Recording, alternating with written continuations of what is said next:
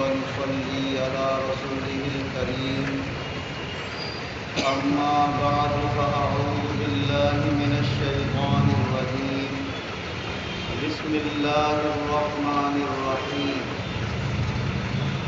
لقد من الله على المؤمنين إذ بعث فيهم رسولا من أنفسهم يتلو عليهم آياته ويزكيهم ويعلمهم الكتاب والحكمة وإن كانوا من قبل لفي ضلال مبين۔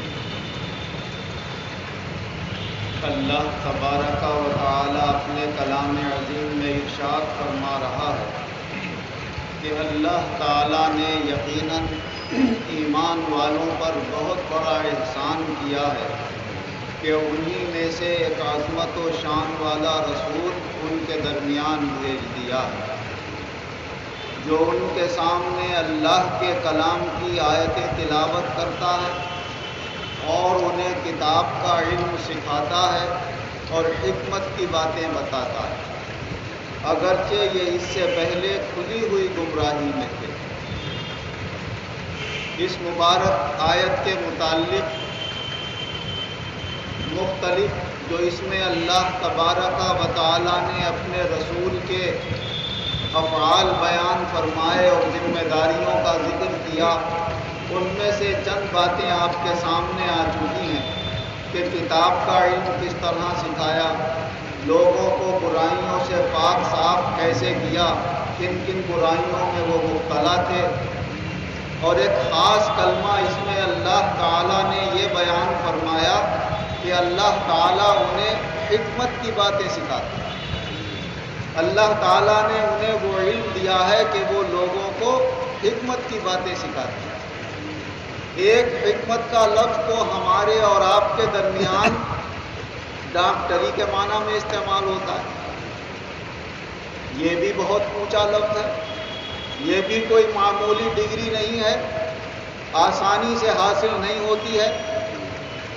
جس زمانے میں حکیم لوگ یونانی دواؤں سے علاج کرتے تھے تو ان کے پاس بھی بڑا گہرا علم ہوتا تھا، نبضوں کے 18، 20، 22 طریقے ان کو ایسے معلوم ہوتے تھے کہ وہ کون سی نبض دیکھ کر یہ بتا دیں گے کہ کیا مرض ہے، کون سی نبض دیکھ کر بتا دیں گے کیا مرض ہے۔ آج بعض مشینیں وہ مرض نہیں بتا پاتی ہیں جو وہ انگلی رکھ کے بتا دیا کرتی ہیں۔ ہم نے اپنے بزرگوں سے سنا کہ بلاسپور میں ایک حکیم تھے، حکیم محمود علی خان صاحب، جنہیں حکیم منن خان بھی کہتے تھے۔ ایک سکھ برادری کا ایک شخص آیا ان سے علاج کرانے کے لیے، کچھ اسے دل میں تکلیف اور پریشانی تھی۔ انہوں نے نبض دیکھ کر بتایا کہ تمہارے دل کے پاس ایک گٹیٹی سی بن گئی ہے اور بدگوشت بڑھ گیا ہے، وہاں پر کوئی پیدا ہوا ہے، تو کہاں ہاتھ کی نبض اور کہاں دل کے اندر وہ گوشت کا پیدا ہو جانا اور اس کا بن جانا، اسے کچھ یقین نہیں آیا۔ دوا تو لے گیا وہ، مگر جب کبھی اس کا باہر ملک میں جانا ہوا، امریکہ میں یا کینیڈا میں، اس نے وہاں اپنا چیک اپ کرایا۔ جب چیک اپ کرایا تو وہی بات آئی جو یہاں حکیم صاحب نے بتائی، تو اسے تعجب ہوا، ارے ایسے قابل حکیم ہے، میں نے کوئی قدر ہی نہیں کی ان کی، کہتے ہیں گھر کی مرغی دال برابر۔ تو اس نے کہا جب وہ حکیم اتنا اونچا ہے تو میں علاج بھی یہاں کیوں کراؤں، علاج بھی انہیں سے کراؤں گا۔ تو واپس آ گیا اور یہاں پر علاج کرایا اور ٹھیک ہو گیا۔ میرے والد نے ان کا ایک واقعہ سنایا تھا، میں تو اس وقت شاید پیدا ہوا ہوں گا یا نہیں جب ان کا انتقال ہو گیا ہوگا، لیکن شادی ہو گئی تھی والد کی ہمارے، اس واقعے سے اتنا معلوم ہوتا ہے کہ تمہاری والدہ کے ایک دن پیٹ میں درد ہو گیا۔ میں گیا حکیم منن خان کے پاس، صاحب پیٹ میں درد ہو گیا۔ اچھا یہ 2 گولیاں ہیں، لے جاؤ، ایک سے ٹھیک ہو جائیں گی، ایک ہماری واپس کر دینا ٹھیک ہو جائے تو، اگر پھر بھی رہ جائے تو دوسری کھلا دیں۔ تو ہم نے ایک گولی کھلائی، پیٹ کا درد ٹھیک ہو گیا، ایک واپس کر گیا۔ اور اللہ والے فقیر آدمی، دنیا دار نہیں تھے، وہ اللہ کی مخلوق کی خدمت کے لیے حکیم بنے تھے، اس لیے اللہ نے انہیں علم عطا فرمایا تھا۔ جب اللہ کی رضا کے لیے کوئی کام کرتا ہے تو اللہ اس کے علم میں خیر و برکت پیدا فرماتا ہے۔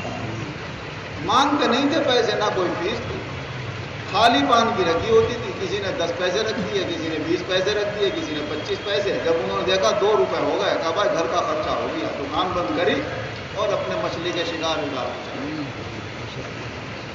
اللہ تبارک و تعالیٰ نے یہ علم بھی اپنے رسول کو عطا فرمایا, لیکن یہ آپ کی زندگی کا مقصد نہیں تھا.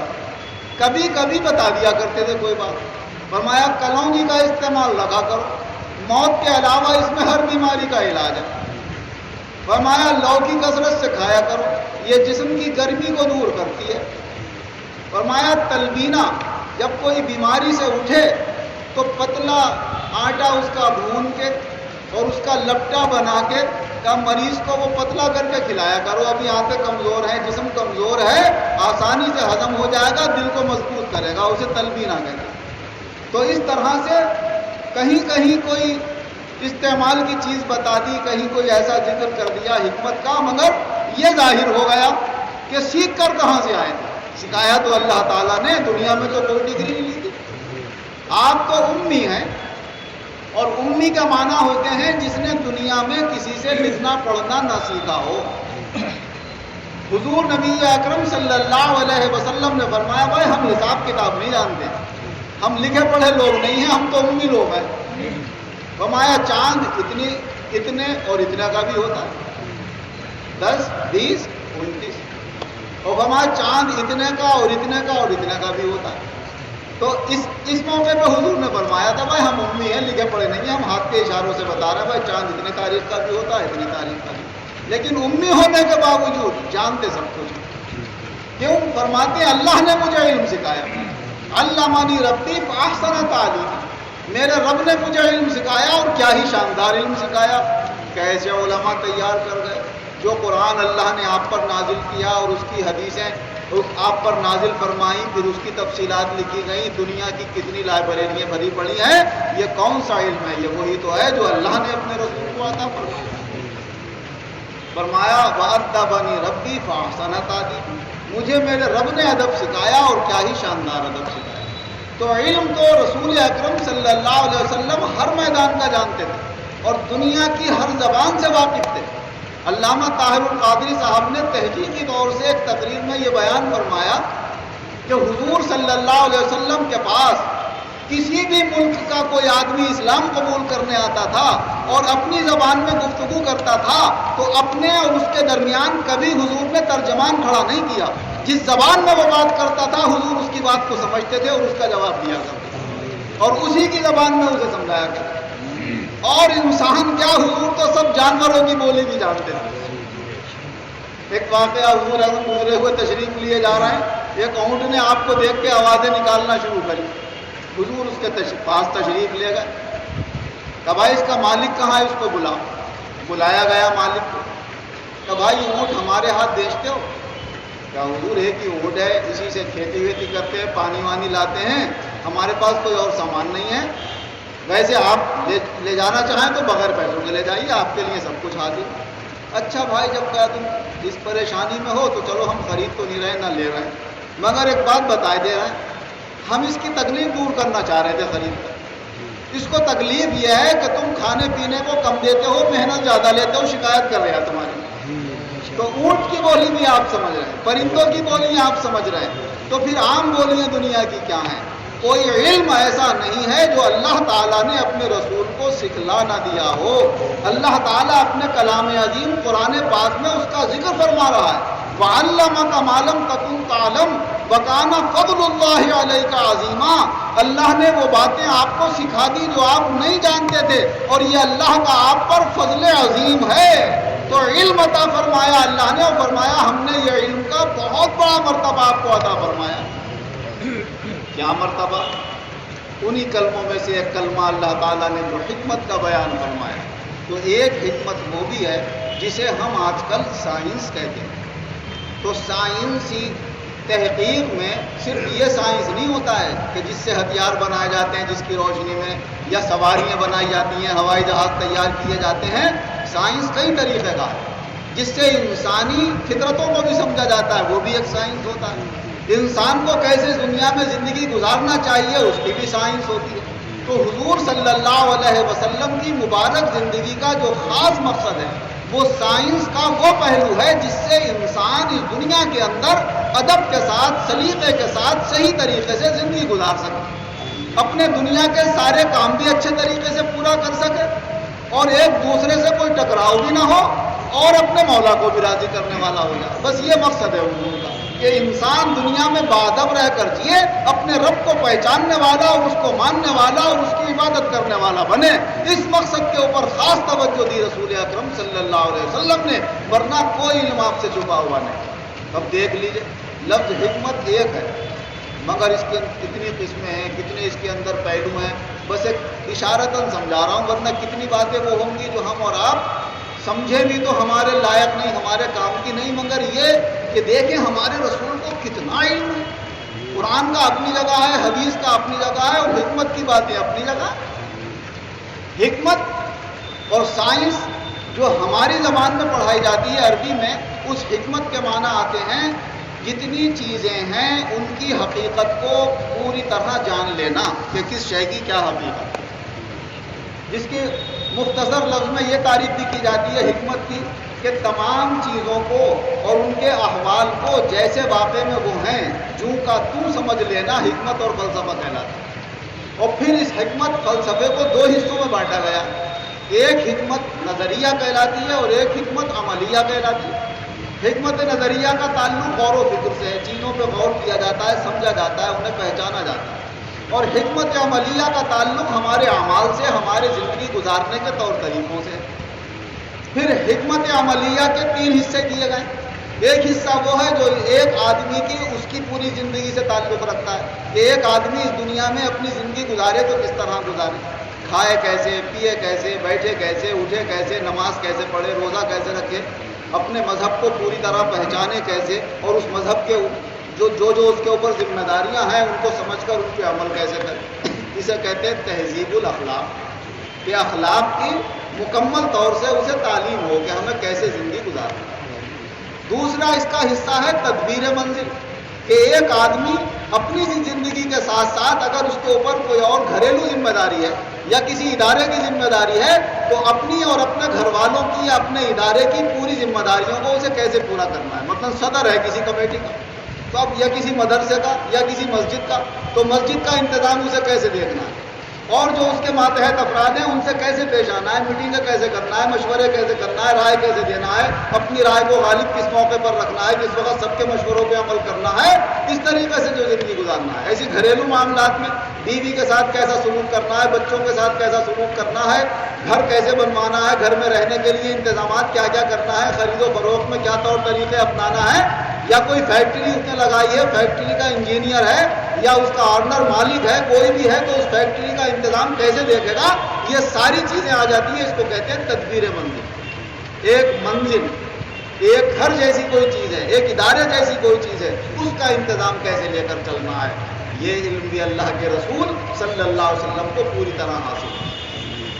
تیسرا ہے اگر اسے کسی علاقے کی حکومت مل گئی، کوئی چیئرمین ہو گیا کسی شہر کا، یا ایم ایل اے ہو گیا، یا منتری ہو گیا، یا پورے ملک کا وزیر اعظم ہو گیا، یا تمام ملکوں نے مل کر پوری دنیا کا سپر پاور مان لیا اس کو اور اس کو اپنا صدر مان لیا، تو پوری دنیا کا نظام اس کو کیسے لے کر چلنا ہے، یا ایک ملک کا حاکم ہے تو ایک ملک کا نظام کیسے لے کے چلنا ہے، ایک صوبے کا حاکم ہے تو اسے اپنے صوبے کے انتظامات کیسے سنبھالنا ہے، اسے کہتے ہیں سیاست مدنیہ۔ تو تین چیزیں حکمت عملیہ میں آتی ہیں، تہذیب الاخلاق، تدبیر منزل، سیاست مدنیہ، یہ ہو گئی حکمت عملیہ۔ اس کے اوپر مکمل قرآن و حدیث میں تحقیق اور بحث موجود ہے۔ قرآن نے اور حدیث نے اور فقہ کی تعلیم نے سب سکھا دیا کہ آپ کو اپنی زندگی کیسے گزارنا ہے، گھر والوں کے ساتھ، پڑوسیوں کے ساتھ کیسا معاملہ رکھنا ہے، تعلقات کیسے ہموار کرنا ہے، حکومتیں کیسے چلانا ہے، دفتر اور ادارے کیسے قائم کرنا ہے، علم فقہ میں وہ سب کچھ موجود ہے۔ اور اسی مقصد کے لیے حضور صلی اللہ علیہ وسلم اس دنیا میں تشریف لائے، اور اس مقصد کو مکمل طور سے آپ نے قرآن و حدیث کے ذریعے سے اور فقہ کی تعلیم کے ذریعے سے تمام انسانوں کو بتا دیا۔ اگر قرآن و حدیث اور فقہ کے مطابق تمام علوم پیش نظر رکھ کے اگر لوگ زندگی گزاریں تو خود بھی اچھی طرح زندگی گزار سکتے ہیں، اپنے گھر والوں، رشتہ داروں، تعلق والوں کے ساتھ بھی اچھی زندگی گزار سکتے ہیں، اپنے ملک کا نظام بھی اچھے طریقے سے امن اور سلامتی کے ساتھ چلا سکتے ہیں۔ اور جو دوسری قسم تھی فلسفے کی، وہ ہے حکمت نظریہ۔ حکمت نظریہ ان امور سے اور ان باتوں سے بحث کرتی ہے جو ہمارے عمل کرنے سے تعلق نہیں رکھتے بلکہ ہمارے غور و فکر سے تعلق رکھتے ہیں۔ اور پھر اس کی تین قسمیں ہوتی ہیں، ایک ہوتی ہے حکمت طبیعیہ، ایک ہوتی ہے حکمت ریاضیہ، ایک ہوتی ہے حکمت الہیہ۔ حکمت طبیعیہ یہ جو دنیا کے اندر چیزیں موجود ہیں، زمین ہے، انسان ہے، پیڑ ہیں، پودے ہیں، ان کی کیا حقیقت ہے، کیسے یہ تیار ہوتی ہیں، ان کے اندر کیا کیا خصوصیات پائے جاتے ہیں، کتنی کس چیز میں ٹھنڈک ہوتی ہے، کس میں کس چیز کی گرمی ہوتی ہے، کون کیسے حرکت کرتی ہے، ان سب چیزوں سے بحث کرتی ہے حکمت طبیعیہ۔ اور حکمت طبیعیہ کی تعریف یہ کرتے ہیں جو اپنے وجود خارجی اور ذہنی، ہمارے ذہن میں آئے تو کوئی نہ کوئی مادے میں آئے، خارج میں ہو تو کسی مادے میں ہو، بغیر مادے کے وہ نہیں پائی جاتی ہے۔ دنیا کی جتنی چیزیں ہیں سب کا کوئی نہ کوئی مادہ ہے، آگ ہے، پانی ہے، مٹی ہے، ہوا ہے، ان چار چیزوں سے اس دنیا کی ساری چیزیں تیار ہوئی ہیں۔ ہر چیز میں یا تو آگ، پانی، مٹی، ہوا، یا دو چیزیں اس میں سے یا کسی میں تین چیزیں ضرور موجود ہوں گی، اس کے بغیر دنیا کی کوئی چیز تیار نہیں ہوتی۔ تو یہ سب چیزیں حکمت طبیعیہ میں آتی ہیں۔ تو اس کائنات کی ساری چیزیں آتی ہیں کہ بھائی پیڑوں کا علم بھی آ گیا، باغوں کا بھی آ گیا، کھیتوں کا بھی آ گیا، انسانوں کا بھی آ گیا، جانوروں کا بھی آ گیا، دریاؤں کی مچھلیوں کا بھی آ گیا، آگ، پانی، مٹی، ہوا کیا خصوصیت رکھتے ہیں اپنے اندر، ساری چیزوں کا علم آ گیا اس کائنات میں جتنی چیزیں پائی جاتی ہیں۔ دوسری ہوتی ہے حکمت ریاضیہ جس میں حساب و کتاب کے معاملے، جو انجینئر سے تعلق رکھتے ہیں، جو مکان بناتے ہیں، نقشے تیار کرتے ہیں، تو نقشوں کا جو علم جس میں سکھایا جاتا ہے وہ حکمت ریاضیہ ہوتی ہے۔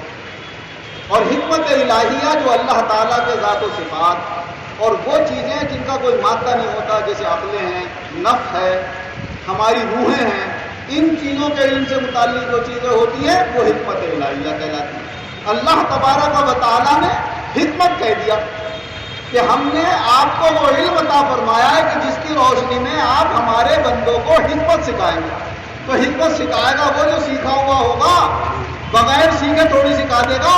اے رسول مکرم صلی اللہ علیہ وسلم، حکمت اتنا وسیع علم ہے کہ اللہ اور اس کی کائنات کی کوئی شے اس سے بچی ہوئی نہیں ہے۔ وہ ساری چیزیں آپ کیسے سکھا دیں گے؟ فرماتے اس لیے سکھا دوں گا کہ میرے رب نے مجھے سکھا دیا ہے، اپنی ذات کی بھی مجھے معرفت عطا فرما دی ہے، اپنے صفات کی بھی، اور اپنی پوری کائنات کی مجھے معرفت عطا فرما دی ہے۔ اس لیے کوئی چیز مجھ سے چھپی ہوئی نہیں ہے۔ مجھے اللہ نے اتنا علم دیا ہے کہ وہ علم جتنا جس کے اندر صلاحیت ہوتی ہے میں اس تک پہنچا دیتا ہوں۔ اسی لیے آپ نے فرمایا انما انا قاسم واللہ یعطی، خاص طور سے علم کے متعلق آپ نے یہ فرمایا، ویسے ہر نعمت کے لیے کہ دیتا اللہ ہے، بانٹتا میں ہوں۔ سب کو جو علم ملتا ہے وہ رسول اکرم صلی اللہ علیہ وسلم کے دربار سے ملتا ہے۔ فرمایا پورا علم کا شہر ہوں اور علی اس کا دروازہ ہے۔ تو شہر علم کا ہو جانا کوئی معمولی کام نہیں ہے۔ اللہ تبارک و تعالیٰ نے علم و حکمت کے یہ اسباب روحانی عالم کے اندر ایسے پڑھا دیے کہ آپ کیسی کیسی ہستیاں تیار کر کے چلے گئے کہ جن کی روشنی میں بڑے بڑے علم والے یہ چاہتے ہیں کہ ہم ان کی زندگی کے مطابق اپنے کام کریں تو ہم کمال کو پہنچائیں گے۔ گاندھی جی جیسا قابل شخص، ہمارے ہندوستان کا نمبر اول لیڈر، اپنے ایک بیان میں کہتا ہے کہ اس ہمارے ملک میں اگر ایسی حکومت ہو جائے جیسے حضرت عمر نے اپنے زمانے کے اندر کی تھی تو ہمارا تمام ملک امن اور سلامتی والا ہوگا۔ تو کیا معلوم یہ حضرت عمر کو حکومت کرنا کس نے سکھایا تھا، کس کی صحبت سے حاصل کیا تھا؟ یہ رسول اکرم صلی اللہ علیہ وسلم کی مبارک صحبت اس کو حاصل کیا تھا۔ کیا کوئی ایسا حاکم ہوگا جس کا روب اور دبدبہ دنیا کے ہر حصے میں ہو مگر آس پاس کوئی گارڈ اور نگرانی کرنے والا نہ ہو، سوائے اللہ کے کسی کا خوف نہ رکھتا ہو، راتوں کو خود پہرا دیتا ہو اپنے علاقوں میں اور دن کو آرام کرنے کے لیے جہاں جگہ مل گئی پیڑ کے سائے میں پتھر سر کے نیچے رکھ کر لیٹ گیا؟ کیا ہوگا کوئی ایسا حاکم؟ آج تو ایئر کنڈیشن چاہیے، عمدہ کمرے چاہیے، عمدہ گاڑیاں چاہیے، جانوں کی حفاظت کے لیے تمام طرف سے حفاظت کرنے والے چاہیے۔ اگر نمونہ دیکھنا ہے اصلی حاکم کا تو دیکھو کہ رسول اکرم صلی اللہ علیہ وسلم نے اپنے مبارک زیر نگرانی تعلیم میں کیسی کیسی ہستیاں تیار کی ہیں۔ یہ تو ہستیاں جو تیار ہوئی ہیں اسی حکمت کی روشنی میں ہوئی ہیں جس کے بارے میں اللہ تعالیٰ فرماتا ہے کہ ہمارے رسول ہمارے بندوں کو اور ایمان والوں کو خاص طور سے حکمت کی تعلیم دیتے ہیں۔ اللہ تبارک و تعالیٰ ہمیں اپنی بھی معرفت عطا فرمائے، اپنے رسول صلی اللہ علیہ وسلم کے مرتبوں اور مقامات کی بھی پہچان عطا فرمائے، اور ایمان کامل مضبوطی کے ساتھ ان پر قائم رکھے، اور یہ ایمان ہمارا دنیا اور آخرت دونوں جہان میں قائم رہے۔ آمین وآخر دعوانا ان الحمد للہ الحمد للہ رب العالمین والعاقبۃ للمتقین والصلاة والسلام علی خیر خلقہ محمد وآلہ واصحابہ اجمعین۔ اے اللہ ہمارے گناہوں کو معاف کرنا، آئندہ گناہوں سے بچنے کی توفیق عطا فرما، جو بیمار ہیں انہیں شفا عطا فرما، جو قرض دار ہیں انہیں قرضوں سے نجات عطا فرما، جو بے روزگار ہیں انہیں اچھے روزگار عطا فرما، جو برسر روزگار ہیں ان کے روزگاروں میں خیر و برکت اور ترقی عطا فرما، خاص طور سے ہمارے ایمانوں میں قوت اور روشنی اور زیادہ پیدا فرما، دینی دنیا میں سعادتیں، ترقی میں کامیابیاں اور عطا فرما، ترقی کے بعد تنزل سے ہماری حفاظت فرما، دونوں جہان میں ایمان و عزت کے ساتھ شاندار کامیابی عطا فرما۔ خاص طور سے کچھ لوگوں نے دعاؤں کے لیے کہا ہے، ہمارا سب کچھ پریشانیاں عالمگیر خان صاحب پیٹ کے مرض میں کچھ مبتلا ہے، اللہ انہیں شفائے کلی عطا فرما، اور ہم میں سے جو بھی جس طرح کی بیماری کا شکار ہے مولا سب کی بیماریوں کو دور فرما، شفائے کلی عطا فرما، صحت و سلامتی، امن و عافیت، چین سکون اور اطمینان عطا فرما۔ اے اللہ دونوں جہان ہمارے شاندار طریقے سے کامیاب فرما۔ آمین۔